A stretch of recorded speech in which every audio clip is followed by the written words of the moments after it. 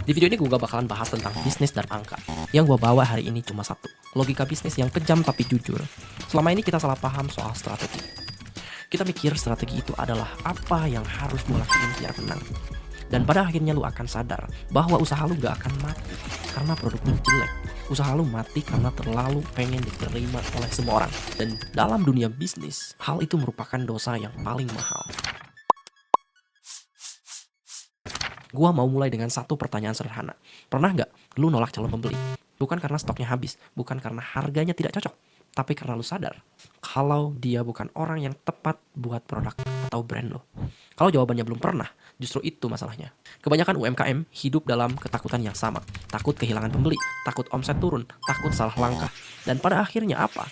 Mereka mengambil keputusan yang paling aman. Dan yang paling mematikan, yaitu jadi segalanya untuk semua orang. Mereka menjual ke semua segmen, pakai bahasa semua kalangan, ikut semua tren, dan berharap satu hal, omset mereka meledak. Tapi realitanya pahit, brand lu jadi nggak punya wajah, nggak punya suara, nggak punya identitas. Dan begitu itu terjadi, satu-satunya senjata yang tersisa cuma satu, yaitu perang harga. Perang harga, harganya murah, marginnya tipis, bikin capek, bikin stres, dan nggak naik level. Gue sering bilang satu kalimat yang bikin banyak UMKM nggak nyaman. Kalau semua orang adalah target pasar lo, maka sebenarnya nggak ada satu orang pun yang benar-benar lo targetin.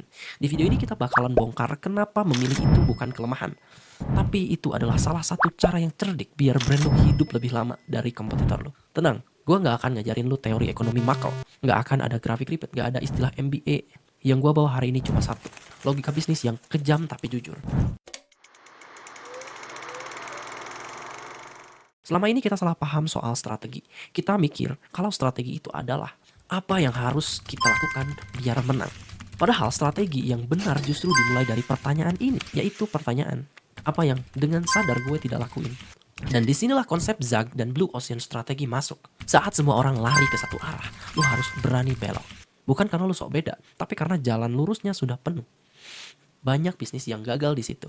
Video ini gue bikin supaya kalian berhenti ikut-ikutan, berhenti ngejar validasi pasar yang salah, dan mulai bangun brand yang jelas posisinya, kuat secara nilai, dan punya konsumen yang loyal.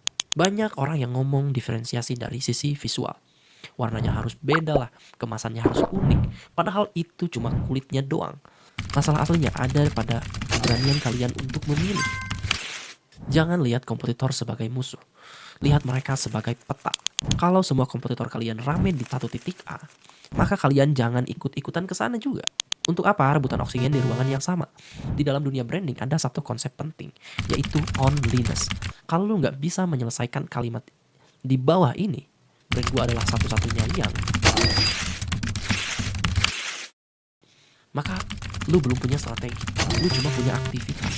Strategi itu bukan soal jadi lebih baik, karena lebih baik itu debat. Strategi itu soal jadi beda, dan berbeda itu merupakan suatu kejelasan. Banyak seller percaya satu hal naif, produk gue kualitasnya paling bagus, nanti juga orang tahu sendiri. Tapi masalahnya, sekarang semua orang bilang begitu. Kualitas sudah jadi tiket masuk, bukan pembeda. Oleh karena itu harus berhenti jualan kualitas dan mulailah jual satu nilai spesifik yang paling cepat, paling aman, paling sederhana, paling tahan banting. Dan ya, begitu lu memilih satu, lu akan kehilangan yang lainnya. Dan itu normal, it's okay. Ini merupakan bagian yang paling serem untuk semua owner UMKM. Kalau gua fokus ke segmen yang kecil, nanti bisnis gua nggak jalan dong, nggak gede dong. Jawaban jujurnya justru sebaliknya. Pasar luas itu sudah dikuasai oleh para raksasa brand. Kalau lu masuk ke sana, lu nggak akan menang. Lu masuk ke sana, bakalan hancur secara pelan-pelan. Buku Blue Ocean Strategi bilang, jangan berenang di laut yang penuh dengan hiu. Cari kolam yang diabaikan, cari kolam yang lebih dangkal, yang lebih sepi. Mungkin di awal akan sepi, mungkin di awal akan sunyi. Tapi disitulah brand besar lahir.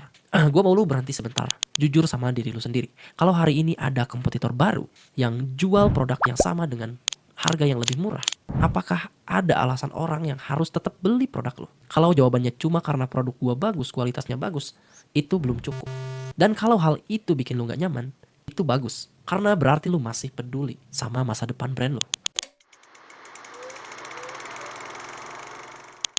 Brand yang hidup dari tren akan mati begitu tren lewat. Lu jadi bunglon, nggak punya warna asli. Oleh karena itu lu harus punya core value atau nilai inti yang nggak bakalan goyang oleh apapun. Adaptif itu harus, tapi jangan kehilangan tulang punggung. Produk yang bisa segalanya biasanya nggak jago apa-apa.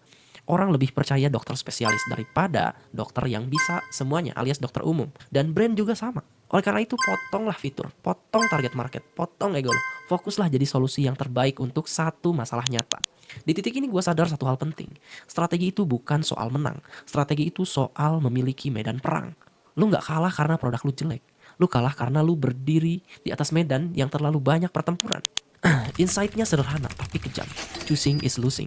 Lu harus rela kehilangan pembeli yang salah demi dapetin pembeli yang tepat. Dan justru disitulah brand lu terlihat dewasa. Kalau lu mau mulai, coba cari Zaglu. Saat semua orang ke kanan, kemana lu berani belok? Korbankan satu hal. Murah, cepat, fleksibel, nggak bisa semuanya. Tulis onlyness statement. Kalau nggak bisa jelasin dalam satu kalimat, berarti belum jelas.